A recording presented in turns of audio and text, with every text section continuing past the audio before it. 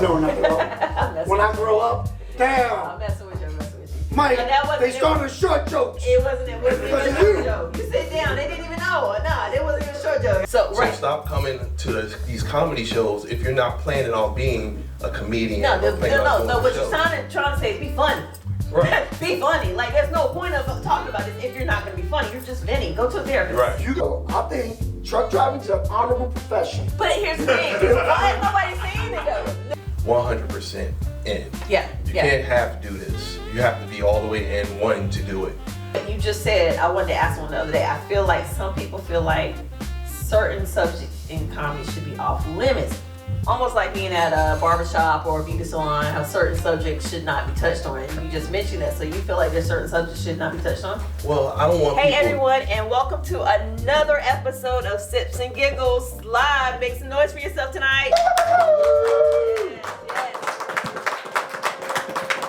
That's right. This is season 2, episode 4. So to start off our sets, you already know we're going to have the funniest comments come through and start off our sets and start off our shows. Tonight we're bringing you one of our panelists, but he's going to start off the show with his set. So welcome to the stage, Mr. L.A. Josh Preston.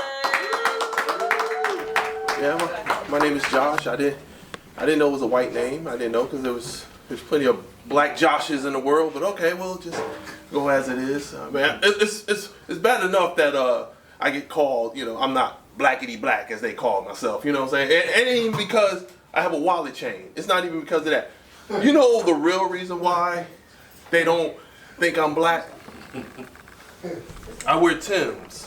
And I tie them all the way to the top. That's the reason why. Oh, Jesus. You too. You do. Okay, well, you're not helping, sir. You're not helping. Is it? No? No, it's not cool. It's not cool at all. I don't care. I don't care though. I think I'm cool with that. Now, I like to talk with the crowd a little bit, and there's some things I want to understand and see if y'all do this. I have a friend, and when y'all go to the gas station, when y'all pump y'all gas, do y'all leave the car running? No. Yes. No. Yes. Hey. Yes. It's in Northern Virginia. No, it's not. No. You do. Why do you do that? I want to get all the gas I can. And that helps. Sure. No, it doesn't. It doesn't. I'm just letting you know. How about you? Why you do it? Oh, I was raised like that. You were just raised like that. Okay, all right. Because I had some people that got some good excuses, like especially when it's hot. They say they like it on so the air conditioner is running and stuff. They don't have to cut it off. My friend of mine, he does it because he has warrants. That's why. It doesn't. You know? That's a good reason. Yes, them cops be at them gas stations. You can just pull out. That's my people right there. Yeah, he black. Oh man, anybody here with trap babies? Trap babies? Trap baby. Yep. Trap babies is one. Now, are you familiar, Mr. Tie your Timbs to the top? How about you? You there? No. See, a trap baby is when a woman traps a man into getting her pregnant so she'll have his kid. Oh, I'm a product of a trap baby. You're a product, okay? All right. So we got a couple. Still no? Still no? No. Okay. I had a friend of mine. He got trapped. He's like, yo, L.A. girl trapped me, man. A girl trapped me. I'm like, how did she trap you? Did she say she was on birth control and she wasn't? He's like, nah, man. She told me that since I didn't know how to swim, my sperm didn't know how to swim. Right.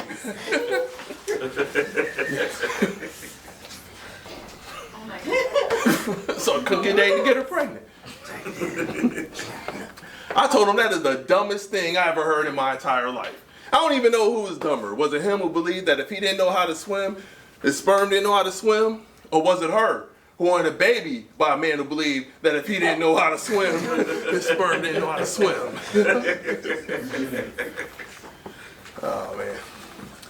That's going to be a dumb baby. That's all I'm saying. That's going to be a dumb baby. That baby going to be doing drive-by shootings on dead-end streets. You know what I'm saying?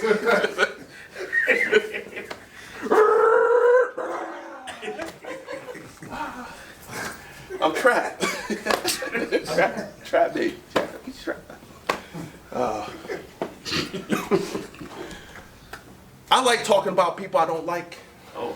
Yes. Like, I don't like people that want you to call them by their title.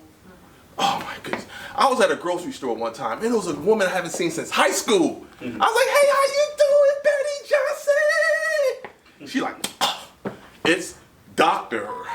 Betty Johnson. I said, no, in high school it was blowjob. Betty Johnson.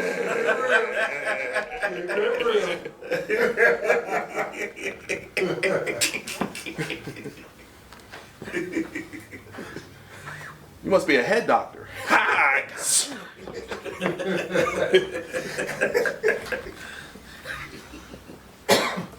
don't like people that use the word hating. And not because of the actual word, it's just that people use it too loosely.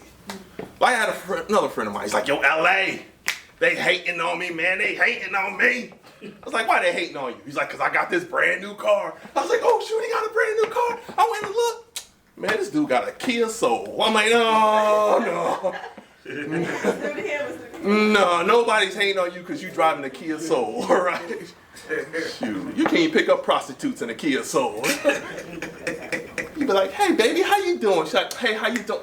Ugh. Is that a Kia Soul? Mm-mm. I ain't sucking dick in a Kia Soul, I'm sorry.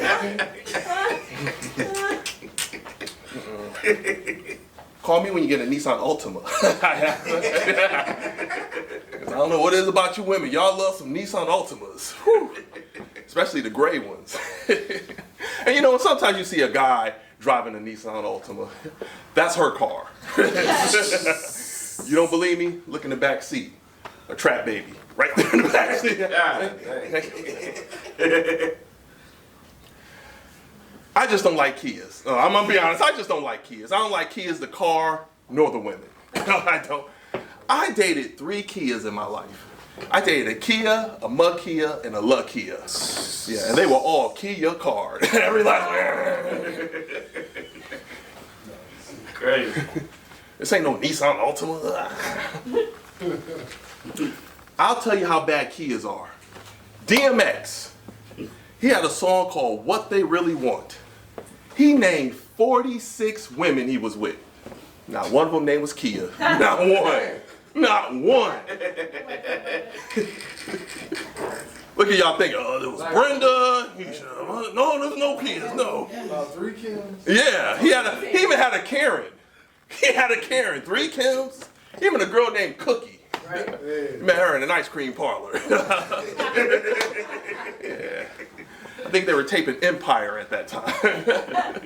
You know, like, what the hell is he talking about? What is Empire? Is that when they strike back? Is that the one he's talking about? And who is DMX? Is that a Muslim rapper? Assalamu alaikum, don't eat the bacon. Arf, arf, you know? Y'all about to make me lose my mind up in here eating that swine. What? I was doing a show, a dinner show, and there was a guy eating a pork chop. And I was like, stop! Drop the pork chop. Oh, shit. He looked at me and said, no, no. Give me a biscuit and a roll. I'm like, all right. Wait a minute. I take that back. I did have a Kia that was pretty good. Her name was The Kia. She loved the rapper Mystical. And I love when Mystical started playing. Because when Mystical was playing, I knew I was going to get some. I walk in the bedroom, she'd be like, shake it fast. Watch yourself. Shake it fast. Show me what you're working with. Crazy. Shoot.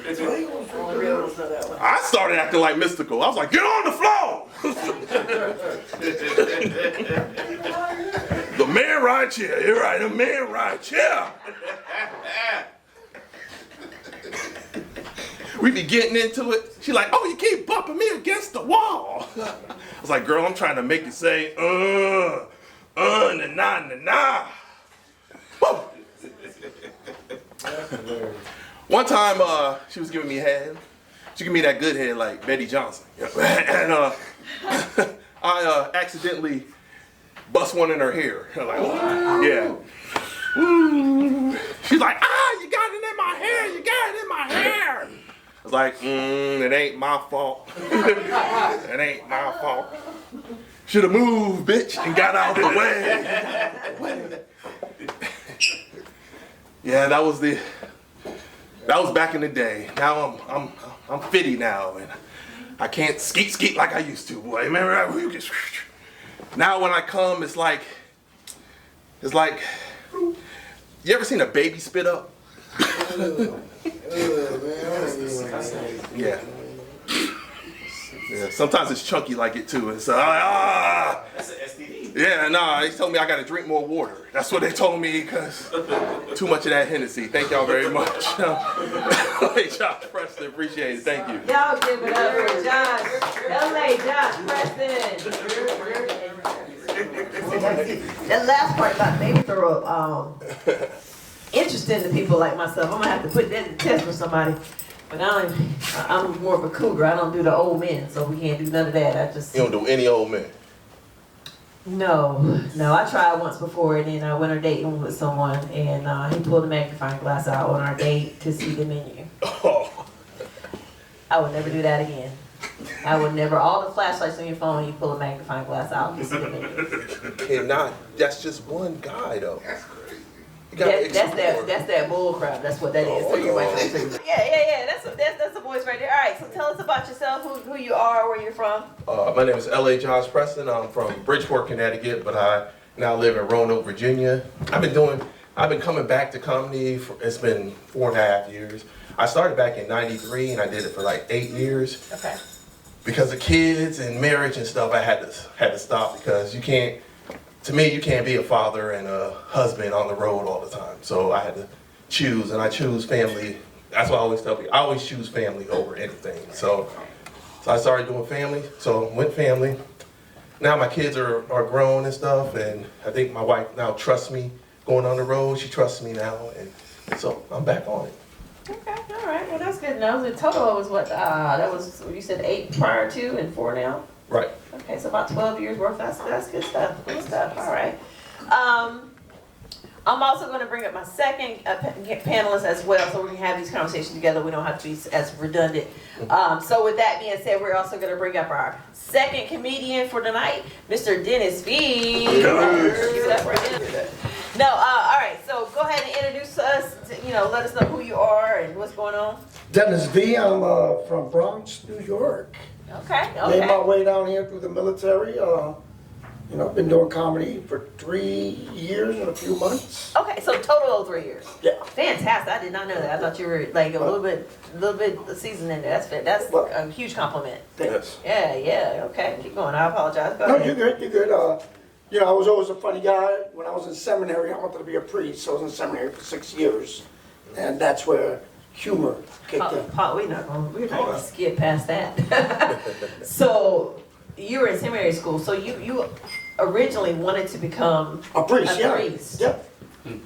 And then you went from wanting to become a priest to being almost the devil. I'm sorry. Total opposite. Total Yeah, opposite. so, what? Yeah. Explain. What made that what it is now? So I was in seminary from 94 till 2000. 9/11 happened, Okay. and I joined the army right after that, thinking I was going to go back to seminary, but it never happened. So did it change any of your views as far as religion or anything? No, not at all. So you still want to be a priest when you grow up? No, not at all. I'm messing When I with you. grow up, damn, I'm messing with you. Mike, But that wasn't they started short jokes. It wasn't even Because a of short you. joke. You sit down. They didn't even know. No, it wasn't even a short joke. I do that. They can tell by myself. the knees, look. You know what? I wasn't even gonna say that. Check a dude's knees, but But you're right. You're right. I wasn't even gonna say. I wasn't even call you out. We weren't gonna see this online, but now you know. This is a DEI panel right here. yes, it is. Black, white, and midget. Oh, he's behind the scenes. Don't talk about my. You right. He's Was that a pinky? No. I knew it. That was Oh. Shit. Okay, so and then all right, so LA, you said you total was 12 for you, 3 for Dennis, and y'all. I've watched everyone I'm around, and I also, especially, I try to do my homework on people, especially knowing like you and I just met for the first time, what, a month and a half, maybe 2 months ago. In Charlotte. In Charlotte, right? So when I hear people doing certain things, I'm always interested in how long they're doing comedy, what's inspired them. So what has inspired you guys to start comedy? You just told us what inspired you to start comedy. Well, the first time I went to Greensboro Coliseum, went to see Bernie Mac and D.L. Hughley. And when I saw them, I'm very big in diversity. Yeah. I really am. And when I saw that show and I was looking around and everyone was laughing. It didn't matter if they were black, white, rich, poor, man, woman, Right. gay, straight, Right. all having a good time. And I thought to myself, that's what I want to do. That is something. And I thought it was pretty funny anyway. So fortunately for me, there was a comedy club in Roanoke called the Roanoke Comedy Club. So I went down there, tried out a couple of jokes. They liked it. And the rest is history. That's the wonderful part of comedy. If you're truly funny, it doesn't matter what your crowd is. It doesn't matter who your crowd is. You can be yourself, and people are gonna come and love you for who you are. Like you said, black, white, gay, straight, funny, all that. Funny is funny. With that being said, would you pursue comedy full time? Doing nothing but comedy. If it presents itself, yes. What about you? Yes. Okay. Would you encourage other comics right now to just stop what they're doing and do full time comedy? And if you don't, I want to know why. Don't just say no, because I mean I think some people just think people be hating, like just don't do it. Oh, you're not funny. Everybody thinks they're funny, by the way. Every comic that gets on the stage at one point, you ask them how long they've been doing comedy, and they go, I've been funny all my life. That's cool, but how long have you been on the stage? So I would not. Only because, not because of their talent, but people have a tendency to come back, and if it doesn't work out for them, my man, you told me to do comedy, and my woman left me, they're gonna blame someone. So it's a personal thing. Okay. It really is. I will tell them they have the talent to, but as we know, comedy's not about being funny.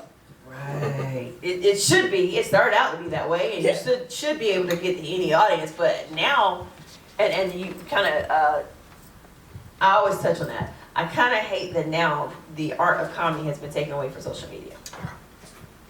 Followers. Yeah. Followers. But at the same time, it's a requirement for us now. Because, like you said, you started so long ago, there was no social media.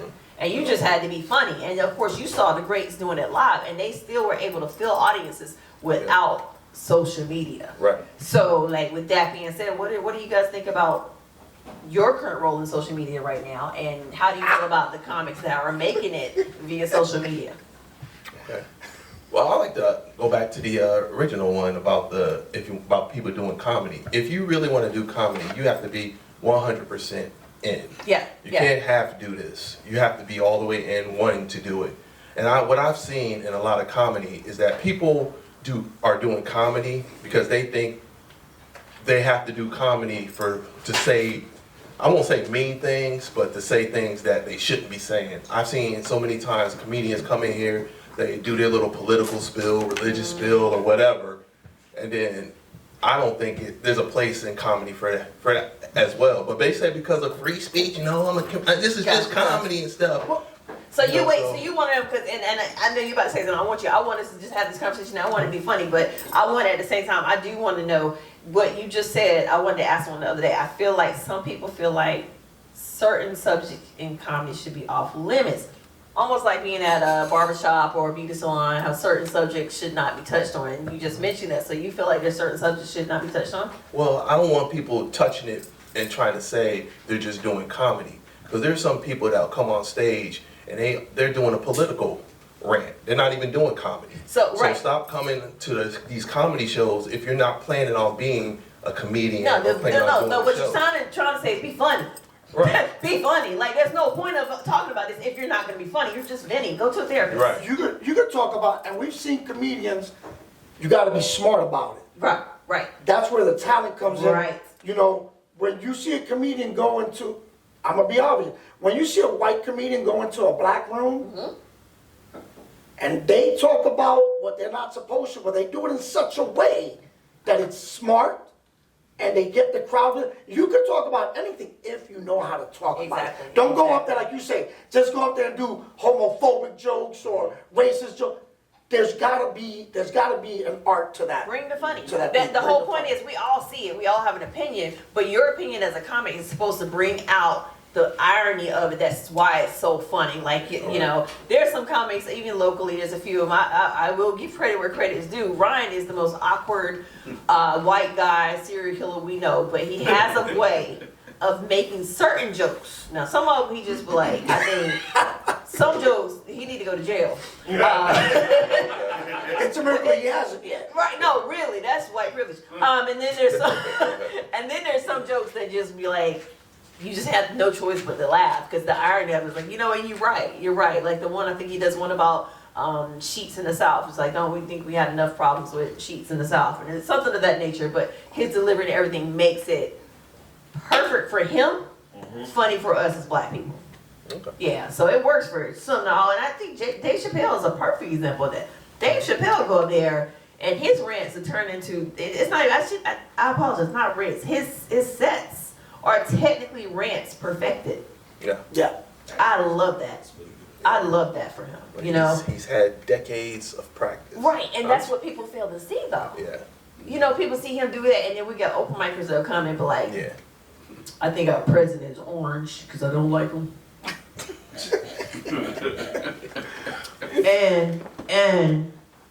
and he touches kids.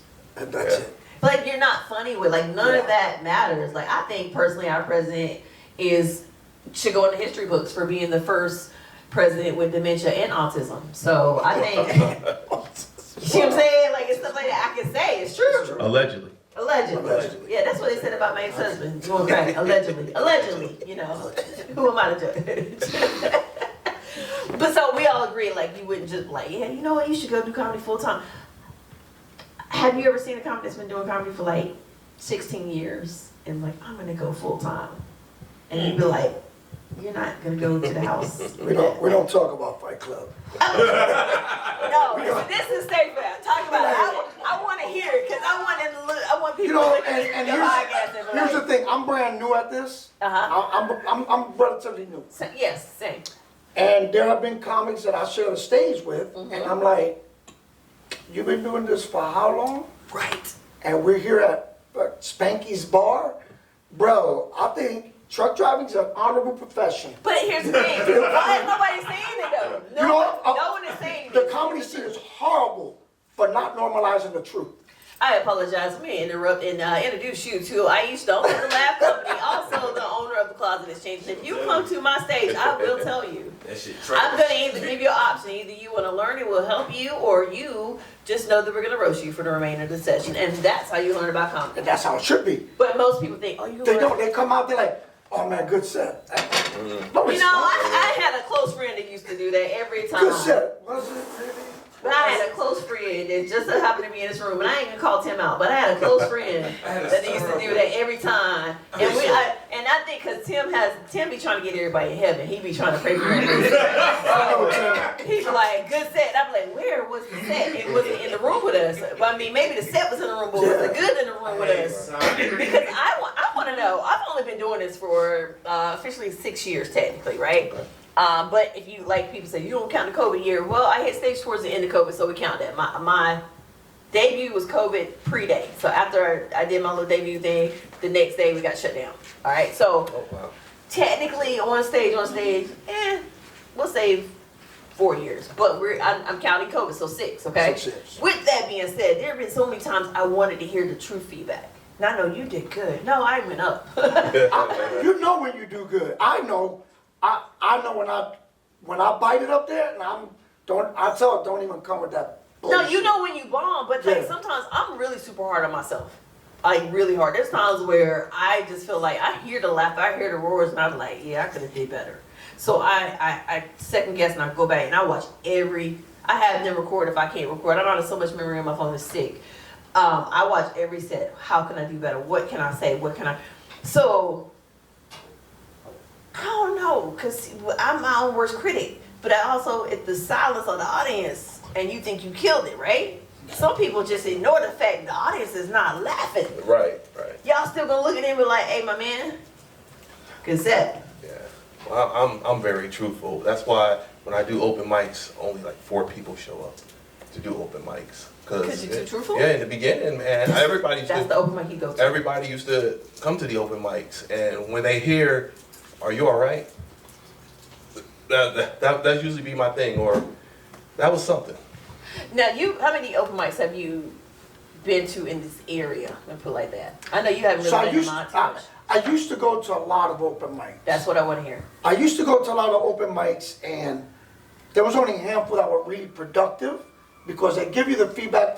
But for the most part, you know, there's a lot of scenes out here. You go to an open mic, and no one's looking at you because they're comics, just worried about their set. So you get up there and you do your set. You have no idea if it's good or not, Right. and then you walk off, and I'm like, Or the comics are buddies and friends. Yeah. So the whole time they're like, yeah, man, you know, another set, man. Hey. you killed it, man. And I- That's your kid. I don't know And he who. hit me in the face, and you made me sit here, and I was swelling. No swelling. No swelling. No cream. All knees. I'm sorry. All knees, please. Oh, right now, now, listen. It's hard being pulled up like a pretzel with. Never mind. Go ahead. But yeah, and then of course Chappelle. I mean not Chappelle, but Bernie Mac and D.L. Oh, yeah. Hughley, because going to that show, I probably wouldn't have been doing it.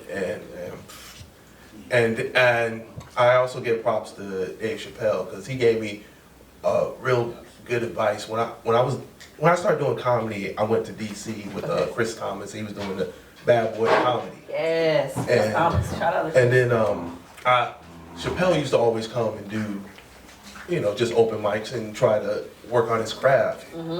And he told me one time that I was doing my jokes too fast. And I tried to explain, while I'm doing an open mic, only got like 3 minutes and stuff. He's like, man, this is DC. There's like 10 open mics. You can just go to the next one and do whatever you're saying. So you need to take your time with your jokes. And don't be afraid of silence. If you tell a joke, just let it sit. Yes, just let it sit. And then when they get that silence, hit them with something. Right. I was told that once when I first started. It's like, allow time for your joke to breathe. Yes. I wasn't giving time for the audience to laugh. Yep. And I would say it, and I'm like, jumping to the next, because again, I had nobody to teach me. So I'm like, jump to the next joke. Like, all right, they really gonna love this one. They never had time to let it grass and laugh. And before you know it, it was a run through. So I fully agree with that one. When it comes to Dave Chappelle. Okay. What about you? Oh, mine are really old timers. Lenny Bruce, Red Fox, early Richard Pryor.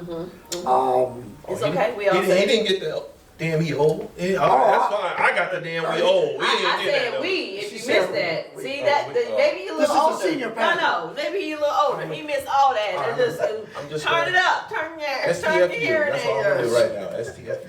So George Carlin, those guys, because at that time, comedians were the voice of social activism. Right. They would talk about the things that made people uncomfortable in a way that it was funny, but that conversation was had in the car home.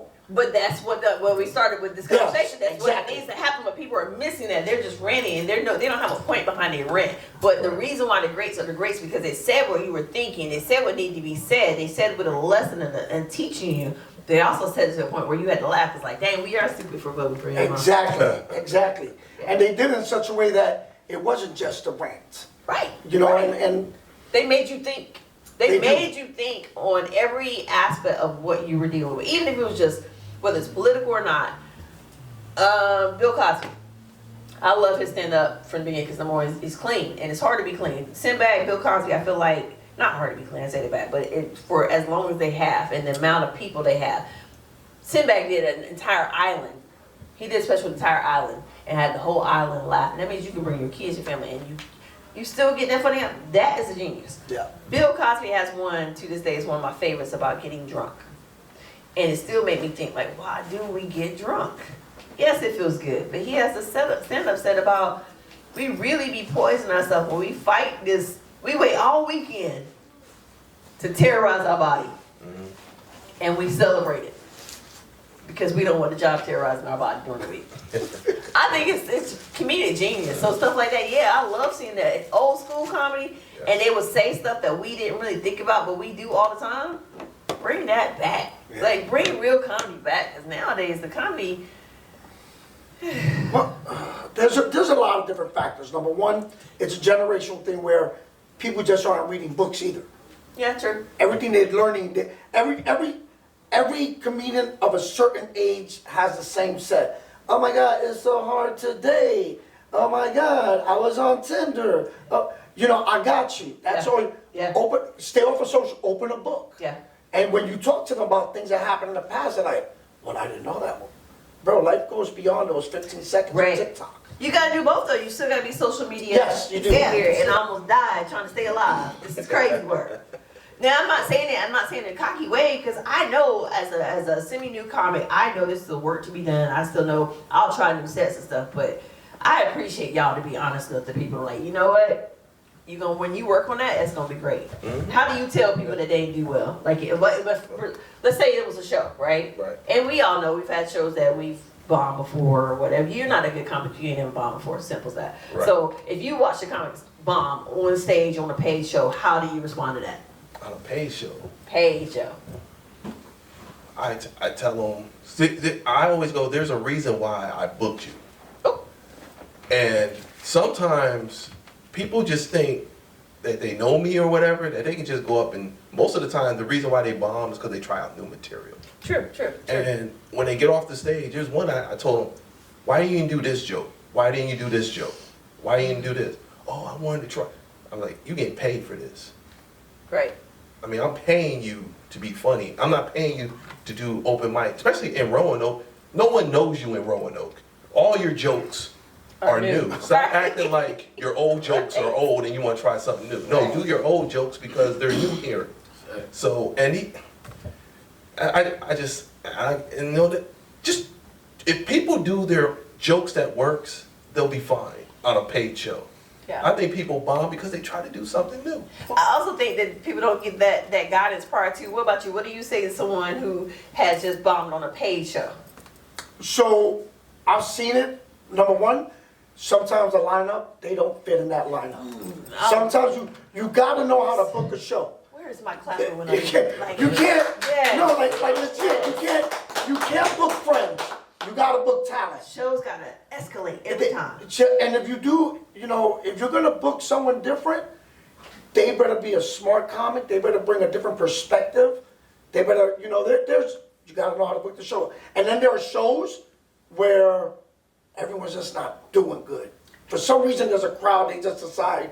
I've seen great comics go up there, I'm like, oh, this is gonna suck for everybody tonight. You can call it, you can see it. But,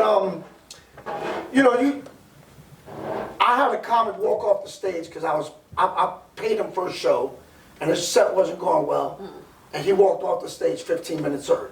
Oh, 15 minutes. It's crazy. Yeah, never booked him again. That's number Oh. one. Number two is, you gotta know your crowd. That read the room, that's real. Yeah. Thank you. I That's- said that. if you got- I was like, nah, that's not. The step one is read the room. If you got 3 comics that before you that all they did was crowd work and kill, you know what you need to do is take that set and throw it away because it's not gonna work. It's not gonna work. 'Cause They now the already crowd used is- to being messed with. Thank you. They used to being part of the show, and then you Thank go up there and you're trying to dictate the show now, and they're like, and they don't boo anymore. What they do is this. Grab them phones, boy. They're paying no attention to what she said. That's my time, everybody. Yeah, Yeah, right. Good night. Right. But yeah, it's that whole bombing thing. I appreciate it, and I like to mention people that know how to bomb. Slim knows how to bomb. Great. Slim Yes. bombs, and he turns that bomb into the funnier than his set. Exactly. When he bombs, he turns the bomb. He's like, oh, this is what we doing. Oh, y'all want to laugh at my jokes? You Okay, laugh well, at it. so, and then you got, people that bomb and they just shut down. Yeah. Or they turn against the crowd. It's, like you said, you can't be a good comic unless you bomb. Yeah, you gotta bomb. Well, there's some motherfuckers out here that are great comics because all they do is bomb. They bomb from wow, that's... But that's where. And also, I'm just saying, and if you haven't bombed, get the hell out your city. Right. Yeah. city, Yes. you will find out that your city is giving you grace, real talk. Like, but that's why I appreciate people like y'all. You gotta tell them. And I know it's hard sometimes to be truthful, and they be excited, like, how I do, and they want you to be like, man, you're killed, but you be like, man, when is the next open mic in your area? And I hate because you don't know too many people at all that teach us comedy etiquette without it going through the class and having to pay for it. And I respect the business part of it. But if you want to sit there and call people and put them on a stage and you see they're not knowing what to do, I feel like it's our responsibility as producers, as comics, to go through like, yo, this will work out for you better. Mm-hmm. Like I'm still new to this, but all my comics know if I know it, you know it. I'm still learning, and everything I learn, I try to teach the comics around me. If I absorb stuff from the comics around me, especially Trey Pone right there. Him and I have come to Jesus moments all the time, and he'll just tell me, "Hey, trim the fat. You talk too much on that." And I'm like, you know what? You're right. So stuff like that, I appreciate. So I appreciate when you guys are being truthful to people. But how do we bring that community to other comics as far as that don't have? I don't know. Like, you don't have those people in your area. That's why Deception Giggles is here, by the way. Play it, watch it back. You probably suck and just don't know why you're not getting booked and why you've been an open mic for 16 years. Dude, truck driving's an honorable profession. There's nothing wrong with truck driving. They give good money. Pictures? Some people you gotta be honest, because if you're not honest, they keep coming back. That's the problem. And so, Bro. But they keep coming back. No. But they keep You're the ones that keep You know coming what's back. worse than that? You know what? There are comics out there where every comic on the scene that has worked with them has said, wow, that guy or that girl really sucks. But they keep getting booked. I'm like, who's booking this guy? Listen. Why? You know why they keep getting booked? How? No, I'm gonna tell you how. Because I have people call me all the time like, yo, you need to book me. And I'm sitting here like, I've never watched. Now, what they don't know about Aisha, Aisha will pop up in any comedy show, period. I love to watch, I love the art of comedy. I loved it before I started performing. I was a producer before I was a performer. So I love to watch it and art. And so if I've never seen you perform, why would I book you? Right? So I had people call me, Aisha, you need to put me on your stage. For what? I don't ask for a video. You can send me your best video. I want to see you on my own. And no, I haven't had a chance to go out and see everybody perform on stage, but I also do this. I watch how often are you getting booked? And where are you getting booked? Right. Who's booking you? Yeah. Where are you getting booked? If I'm seeing the same people that's getting booked all the time over and over in the same area, bro, them your friends. Them your friends. And if I ain't seen you, I'm just thinking your friends just like you. It's like somebody who can't rap and your friends be like, hey man, you gonna kill them with the album. No, you aren't.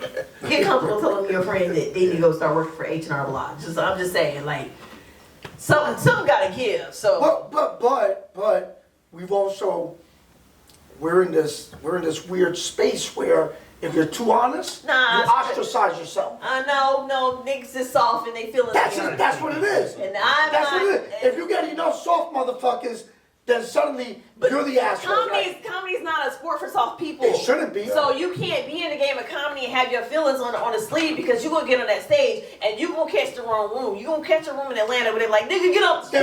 They're not going to Atlanta. No. And so bring Atlanta to them. Like, you got to some But point. you see it in the different scenes in North Carolina to where the same 8 people get booked for the same different shows. You know, Leave Raleigh out of this. I ain't even say no name. Hey, I was in Raleigh a couple weeks ago. Hey, boy, shout out Ashley Preston. I want to give a shout out. Yeah. Ashley Preston doing the clean comedy. That's the difference. It's like 7 of them out there. I'm 1.5, 7.5. I do clean comedy, but I prefer to cuss nigga. So now we are targeting. No. You know what?